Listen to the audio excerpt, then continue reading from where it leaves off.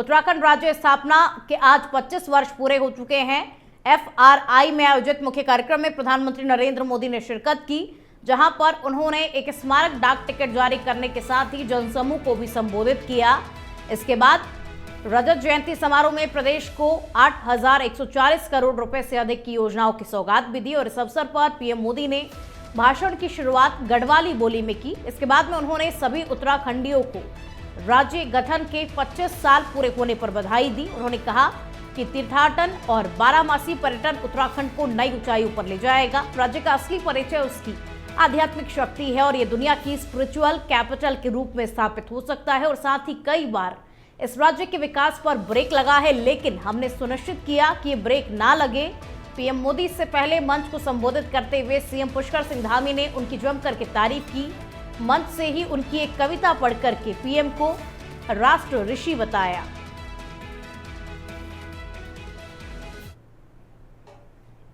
9 नवंबर का यह दिन एक लंबी तपस्या का फल है। आज का दिन हम सभी को गर्व का एहसास करा रहा है।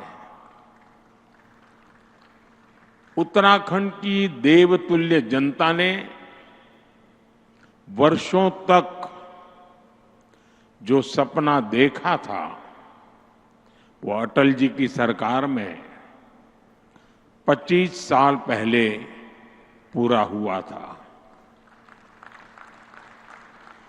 और अब बीते 25 वर्षों की यात्रा के बाद आज उत्तराखंड जिस ऊंचाई पर है, उसे देखकर हर उस व्यक्ति का खुश होना स्वाभाविक है जिसने इस खूबसूरत राज्य के निर्माण के लिए संघर्ष किया था। भारतीय वायुसेना के 53वें स्थापना दिवस पर नार्दन कमांड गुवाहाटी में पहला एयर शो हुआ। वायुसेना के एयर वॉरियर्स ने ब्रह्मपुत्र नदी के ऊपर लचित घाट पर 25 से ज्यादा फॉर्मेशन बनाए और इसके लिए राफेल, सुखोई, तेजस समेत 75 से ज्यादा प्लेन और हेलीकॉप्टरों ने फ्लाइंग डिस्प्ले किया। और इस साल वायुसेना दिवस की थीम अचूक, अभेद और सटीक है, जो कि भारतीय वायुसेना की परिचालन क्षमता, लचीलेपन और सटीकता पर ध्यान केंद्रित करने का प्रतीक है। फ्लाइंग डिस्प्ले के लिए वायुसेना के वॉरियर्स ने गुवाहाटी, तेजपुर, जोरहाट, झाबुआ और हासीमारा, बागडोगरा और साथ ही पानागढ़ से उड़ान भरी। लड़ाकू विमान में Rafale, Sukhoi 30, Apache MiG 29, IL-78 और रिफ्यूलर मिराज जगुआर, साथ ही C-17 globe master, Mi-17 advance light helicopter MK-1 और C-130 हरक्यूलिस, एंटोनो और AN-32 और सूर्य किरण विमान शामिल हुए। वायुसेना प्रमुख एयर मार्शल ने कहा कि यह प्रदर्शन न केवल युवा पीढ़ी के लिए प्रेरणा का स्रोत है, बल्कि भारतीय वायुसेना की तत्परता और आधुनिक तकनीक को भी दर्शाता है। गुवाहाटी एयर शो का आयोजन पूर्वोत्तर क्षेत्र में सुरक्षा और सामरिक दृष्टि से महत्वपूर्ण माना जा रहा है। यह प्रदर्शन भारतीय वायुसेना की सैन्य सक्षमता, फूर्ति और रणनीतिक ताकत को अंतर्राष्ट्रीय स्तर पर दिखाने का अवसर भी प्रदान करता है। वायुसेना ने इस मौके पर लोगों को एयर डिफेंस, आधुनिक लड़ाकू विमान और हेलीकॉप्टरों की क्षमता के बारे में जानकारी दी। दर्शकों ने राफेल और सुखोई जैसे एडवांस लड़ाकू विमानों की तेज और सटीक उड़ान का लाइव अनुभव किया।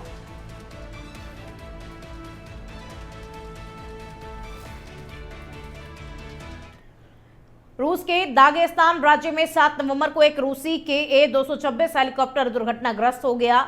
इस हादसे में 5 लोगों की मौत हो गई और यह हादसा अचीसू गांव के पास में कैस्पियन सागर क्षेत्र में हुआ, जब हेलीकॉप्टर अपना नियंत्रण खो बैठा और जमीन से टकरा गया। मृतकों में एक ही इलेक्ट्रो मैकेनिकल प्लांट के 4 कर्मचारी शामिल हैं और कंपनी ने 8 नवंबर को इस दुखद घटना की पुष्टि की। मृतकों में प्लांट के डिप्टी जनरल डायरेक्टर और हेलीकॉप्टर का फ्लाइट मैकेनिक भी शामिल है और हादसे में 2 अन्य लोग घायल हुए हैं, जिन्हें इलाज के लिए अस्पताल में भर्ती कराया गया। हेलीकॉप्टर के दुर्घटनाग्रस्त होने के कारणों का अभी तक पता नहीं चल पाया है।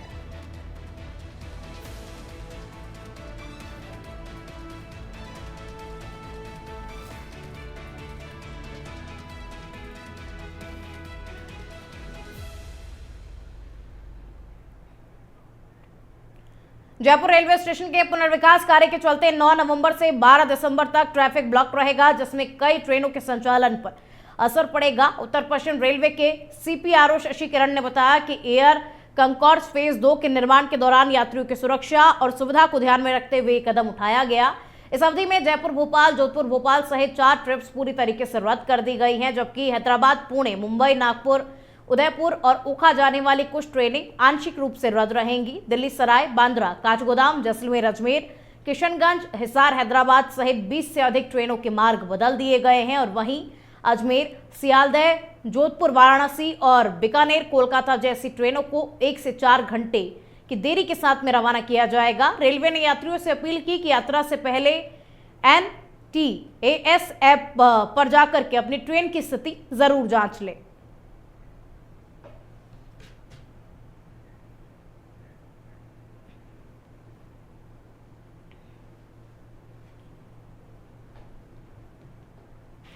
उत्तर पश्चिमी रेलवे के गांधीनगर रेलवे स्टेशन पर एयर कॉनकेर फेज 2 का कार्य काफी चल रहा है। ये आज से शुरू हुआ है और 12 दिसंबर तक संचालित होगा। तस्वीरों के माध्यम से आप देख सकते हैं कि किस तरह से यहाँ पर जो वर्कर है वो यहाँ पर काम में लगे हुए हैं और करीब 1 महीने तक ये पूरा जो काम है वो चलेगा। ऐसे में 48 जो ट्रेनें हैं वो उनके जो मार्ग है वो परिवर्तित हुए हैं और उनकी जो लोकेशन है वो भी चेंज हुई है, जिसमें दिल्ली सराय, बांद्रा, काठगोदाम एक्सप्रेस, अजमेर, किशनगढ़, हिसार, हैदराबाद सहित 20 से अधिक ऐसी ट्रेनें हैं जिनके रूट बदले गए हैं।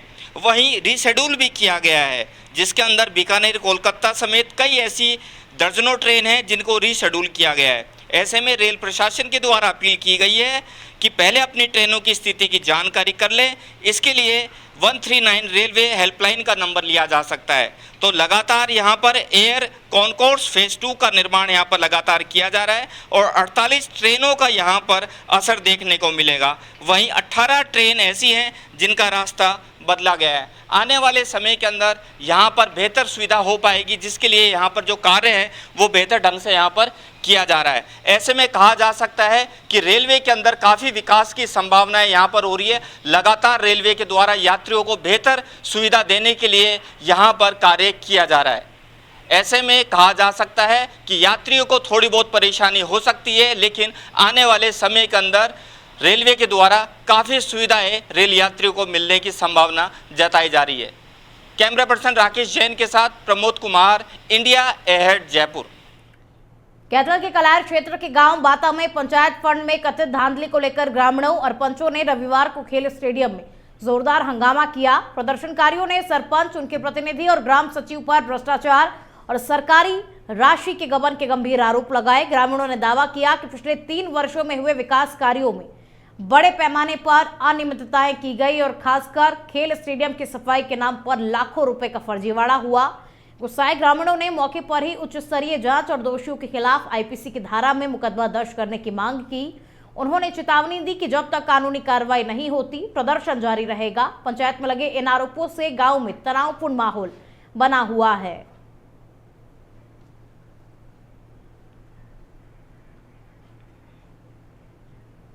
मैं यहाँ पे रेस लगाता हूँ। पिछले जो जब पंचायत बन रही है जी, ट्रैक माना कई बार खुद बनाया जी अपने हाथ के लिए, ना तो उसमें पंचायत का कोई सहयोग रहा ना सरपंच का रहा। उसके पास गए हैं अभी जी कई बार 50-50 बालक गए हैं बटलियों का, और सीधा न बोलने का थर पे जो बनता है वो कर लो। सभी अधिकारियों से रिक्वेस्ट है, ग्राम पंचायत पूरे गांव राम की सुने, निष्पक्षता से जांच करें। जो भी नेता या फिर सरपंच प्रतिनिधि या फिर पंचायत मेंबर, पंचायत सेक्रेटरी दिनेश कुमार या अन्य जो भी इस कुकर्म में जिनकी निष्पक्षता कुकर्म के अंदर जो भी है शामिल हैं, तो उनको उनके पर कार्रवाई कराया जाए आधिकारिक रूप से। हमारी पूरे अधिकारियों से यही रिक्वेस्ट है। हम DC मैडम से हम मिल चुके हैं। हमने एक वीक पहले ही अपनी एक एप्लीकेशन लगाई थी, उसमें कम से कम 100 ग्रामीणों के साइन थे, उनके अंदर मैडम साहब को दे के आए थे। तो मैं उनके अधिकारी के ऊपर से सिर्फ सरपंच अपना दबाव बनाने की कोशिश करता है नेता लोगों से, तो ये बोलता है भाई कार्रवाई ना हो, हमारी एप्लीकेशन में कोई वैल्यू नहीं समझता। कहने का तात्पर्य ये है, धरातल पे जो भी सरपंच ने काम किए हैं 2023 से लेके और 2025 तक 3 सालों के अंदर, तो कोई भी काम मतलब सही तरीके से नहीं किया। मोटे मोटे गबन किए गए हैं पंचायत में, हमारी पंचायत के अंदर मोटे गबन के कारण तो कोई भी जो भी कर रहे हैं अभी तक, तो इसमें कुल मिला के कितना घोटाला किया गया? कुल मिला के कम से कम देखो इसमें ये तो साक्ष्य के जो आधी आरटीआई आई है अपने पास, संपूर्ण आरटीआई नहीं है, ये आरटीआई लगा रखी है, आ जाएगी 1 वीक के अंदर ही, दोबारा से आप इस प्रेस के माध्यम से आपको बता दिया जाए कितना घोटाला है, लेकिन करोड़ों रुपया। जयपुर ग्रामीण के शाहपुरा में पुलिस ने करोड़ों की जमीन फर्जी दस्तावेजों से बेचने के मामले का खुलासा करते हुए मुख्य आरोपी सीताराम शर्मा को गिरफ्तार किया है। आरोपी ने मृत घोषित की गई दत्तक बहन गुलाब देवी का फर्जी मृत्यु प्रमाण पत्र बनवाकर करीब 16 बीघा जमीन अपने नाम ट्रांसफर कर ली और बाद में कॉलोनाइजर कंपनी को बेच दी गई। इस मामले में फरियादी नाथूलाल शर्मा ने 7 जून 2025 को रिपोर्ट दर्ज कराई। एसपी राशि डोगरा डूडी के निर्देशन में बनी विशेष टीम ने आरोपी को तकनीकी व मानवीय आसूचना के आधार पर गिरफ्तार किया। आरोपी से पूछताछ में अपराध स्वीकार करने पर उसे अदालत में पेश किया गया, जहां से पुलिस ने रिमांड पर लेकर के आगे की जांच पड़ताल शुरू की।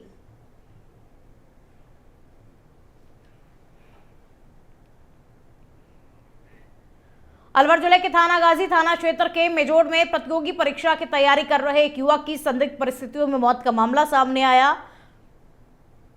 परिजनों ने आरोप लगाया कि युवक को ड्रिंक में जहरीली दवा पिलाकर के हत्या कर दी गई है और जानकारी के अनुसार प्रतापगढ़ थाना क्षेत्र के धोली दाती निवासी राजकुमार मीणा परीक्षा की तैयारी कर रहा था और इस दौरान वो पिछले करीब 15 दिनों से अपनी मौसी के घर मेजोड़ में रह रहा था। शनिवार शाम राजकुमार ने परिजनों को फोन करके बताया कि उसकी ड्रिंक में कोई जहरीली दवा मिला दी गई है और उसे पिला दी गई, जिसके बाद में उसकी तबीयत बिगड़ गई। परिजनों ने तुरंत उसकी मौसी को फोन कर स्थिति की जानकारी दी, जिसके बाद में राजकुमार को थानागाजी अस्पताल में भर्ती कराया गया, जहां से हालत गंभीर होने पर उसे अलवर के राजीव गांधी अस्पताल रेफर किया गया, जिसकी रात करीब 10 बजे उपचार के दौरान मौत हो गई। और फिलहाल पुलिस ने मामला दर्ज कर लिया और पुलिस इस मामले को लेकर जांच पड़ताल कर रही है।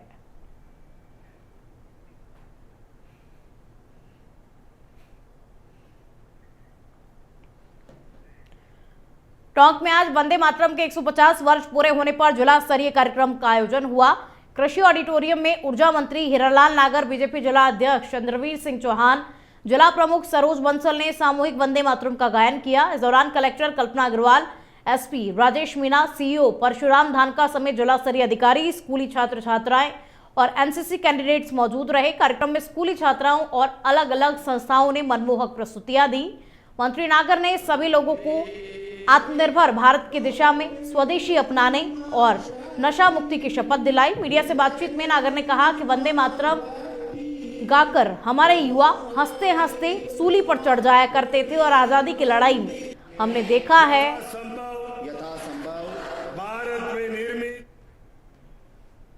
देखिए, जो हमारा जिस तरह से वंदे मातरम का 150 वर्ष पूरा हुआ है और इसके साथ हमारी जो सभी भारतीयों की एक आत्मा जुड़ी हुई है। आज हर भारतीय के मन में, हृदय में, उसके खून में भी रक्त वाहिनी होती है, तो उसमें एक वंदे मातरम का भी कहीं न कहीं हमारा अंश होता है। ये वो वंदे मातरम है जिससे हमें भारत माता की उस मिट्टी की खुशबू आती है उसमें, और इस वंदे मातरम ने का नाम लेकर के हमारे युवा सूली पर चढ़ जाया करते थे, हंसते हंसते अपनी जान गंवा देते थे। और ये अपनी मातृभूमि के लिए जिस तरह से भाव पैदा किया इस वंदे मातरम ने, वो हमने आज़ादी की उस स्वतंत्रता सेनानियों की लड़ाई में हमने आज़ादी की उसमें देखा है कि कैसे हमारे स्वतंत्रता सेनानी इस वंदे मातरम का नाम लेकर के और उसमें जो भाव पैदा हुआ उससे हमारी आज़ादी की राह आसान हुई है। आज हम आने वाली हमारी जो नई पीढ़ी है उसके मन में भी हमारा इस वंदे मातरम के प्रति भाव रहे, इसको लेकर के एक विशेष अभियान हमारे देश के प्रधानमंत्री नरेंद्र जी मोदी ने जो चलाया है, वो निश्चित रूप से इस भारत माता को परम वैभव पर पहुंचाएगा। इसके प्रति हमारे मन में भारत माता के प्रति, अपनी मातृभूमि के प्रति हम इसको माँ मानते हैं, जननी मानते हैं, और ये हमारी जननी जन्मभूमि है। इसका भाव हमारे हर भारतीय के मन। भिवानी में पहुंचे पूर्व मंत्री रणजीत चौटाला ने कहा कि वो आने वाले 2 से 3 महीनों में हिसार में बड़ी रैली कर अपनी ताकत दिखाएंगे, लेकिन नई पार्टी बनाने की अटकलों को सिरे से खारिज कर दिया। उन्होंने कहा कि पहले ही कई पार्टियां और परिवार 3 हिस्सों में बढ़ चुका है और ऐसे में अब 2 दलों के साथ में गठबंधन ही विकल्प बचा हुआ है। रणजीत चौटाला ने कहा कि देश में सीएम से लेकर पीएम पद तक के दावेदार शरद पवार, लालू, नीतीश, अखिलेश और ममता सब गठबंधन में है, इसीलिए यही रास्ता आगे रहेगा। परिवार को एक करने की कोशिशों पर बोले कि सभी अपनी मर्जी के मालिक हैं, लेकिन जनता का दबाव सब ठीक कर देगा। और वहीं कांग्रेस के वोट चोरी के आरोपों को उन्होंने बेबुनियाद बताते हुए कहा कि सुप्रीम कोर्ट या चुनाव आयोग के फैसले के बिना इस पर चर्चा करना बेहद ही गलत है। आज आया था जी हमारे दोस्तों से, मित्रों से, वर्करों से मिलने। पहले एक रेस्ट हाउस का प्रोग्राम था, वहाँ कोई थे 250-300 वर्कर थे जी। एक वर्कर्स मीटिंग यहाँ हमने तय कर ली। आज सब वर्कर्स की इच्छा थी 30 तारीख को, तो भिवानी जिले की, पूरे जिले की वर्कर्स मीटिंग है, रखना अच्छी बड़ी संख्या में होगी। वो 30 नवंबर को है। तो आज सबसे ये मिला हुआ। फिर ज़रा घंटाघर में पीछे इनके मंदिर में आने का प्रोग्राम था, मैं आ नहीं सका था। तो आज वो मेरा जो यहाँ हाजिरी लगानी थी, जो मैंने अपनी श्रद्धा यहाँ उनके पे करनी थी, उस सिलसिले में अभी आया। तो T2 से पुराना मनोहर लाल जी का बड़े चौसा से बहुत पुराना हमारा घर है, ये हुए चेतना वाले हुए, तो आना जाना बाकी। ये तो हमारे साथ की नई जनरेशन है। हमारे बार प्रेसिडेंट भी थे, डॉक्टर साहब भी थे, जो भी। और अब खबर चूरू से है, जहां सीआई सतपाल बिश्नोई ने रविवार को तारानगर थाने में कार्यभार ग्रहण किया। पुलिस अधीक्षक के निर्देशानुसार उनका तबादला साहुआ थाना से तारानगर थाना किया गया है। कार्यभार संभालने के बाद थानाधिकारी बिश्नोई ने कहा कि उनकी प्राथमिकता अपराध पर अंकुश लगाना और क्षेत्र की कानून व्यवस्था को सुदृढ़ बनाना होगा। उन्होंने कहा कि पुलिस मुख्यालय द्वारा तय प्राथमिकताओं के तहत कार्य किया जाएगा। थाने में आने वाले प्रत्येक पीड़ित, विशेष रूप से महिलाओं, बुजुर्गों और जरूरतमंदों के साथ शालीनता और संवेदनशीलता से व्यवहार किया जाए। पुलिस मुख्यालय द्वारा निर्धारित पुलिस प्राथमिकताओं के अनुसार काम किया जाएगा और अपराधों पे लगाम लगाई जाएगी। और कस्बा जो तारानगर है, तारानगर के अंदर कानून व्यवस्था है, उसको मजबूत किया जाएगा। और थाने पे आने वाले महिलाओं और बुजुर्गों को उनके साथ शालीनता के साथ व्यवहार किया जाएगा और सब कुछ सुन के और शीघ्र उनकी समस्या। भरतपुर के बयाना क्षेत्र के किसानों के लिए राहत भरी खबर है। सिंचाई विभाग ने नहरों की सफाई का काम तेजी के साथ शुरू कर दिया, जो 13 नवंबर तक पूरा कर लिया जाएगा। विभाग के EN दशरथ सिंह ने बताया कि 15 नवंबर से बरेठा बांध से नहरों में पानी छोड़ा जाएगा, जिससे रबी की फसलों की सिंचाई के लिए किसानों को पर्याप्त पानी मिल सकेगा। इस योजना से बरेठा, नगला, बरेठा, सुपा, कोटीखेड़ा, खटका और आसपास के कई गांवों के किसान लाभान्वित होंगे। राष्ट्रीय स्वयंसेवक संघ के सरसंघचालक मोहन भागवत ने रविवार को कहा कि हमारे संगठन को व्यक्तियों के एक निकाय के रूप में मान्यता दी जाती है और संघ की 1925 में स्थापना हुई थी। क्या आपको लगता है कि ब्रिटिश सरकार इसका रजिस्ट्रेशन करती? असल में कांग्रेस आरोप लगाती है कि आरएसएस बिना रजिस्ट्रेशन के ही चलने वाला संगठन है और स्वतंत्रता के बाद में भारत सरकार ने रजिस्ट्रेशन कराना अनिवार्य नहीं किया। हम लोगों के समूह की श्रेणी में आते हैं और हम एक जाना माना संगठन है। इनकम टैक्स विभाग और अदालतें आरएसएस को लोगों का समूह मानती है और हमारे संगठन को इनकम टैक्स से छूट दी गई थी। वहीं भागवत ने कहा कि संगठन को 3 बार बैन किया गया, इसके बाद हमारे संगठन को मान्यता दी और अगर हम नहीं थे तो किस पर प्रतिबंध लगाया।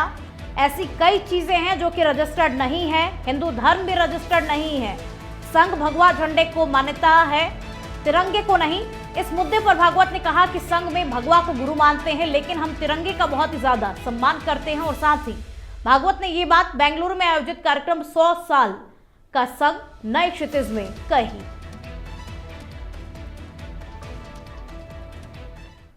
टॉक में करंट लगने से 2 भाइयों की मौत हो गई और दोनों रविवार सुबह नहर के रास्ते से खेत पर जा रहे थे।